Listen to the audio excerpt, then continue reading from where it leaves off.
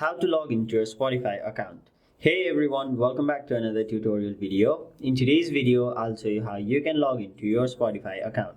So first of all, open your Spotify app on your mobile device, and now your page will look somewhat like this. Now in order to log in, there are basically three ways on how you can log in. The first one is by simply using your Google account. The second one is you can use your Facebook, and the third one is you can use your email address to log in.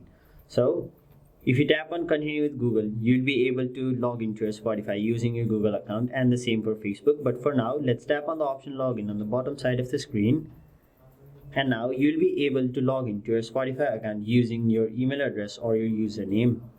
So let us simply enter our email address or username, whichever one you prefer.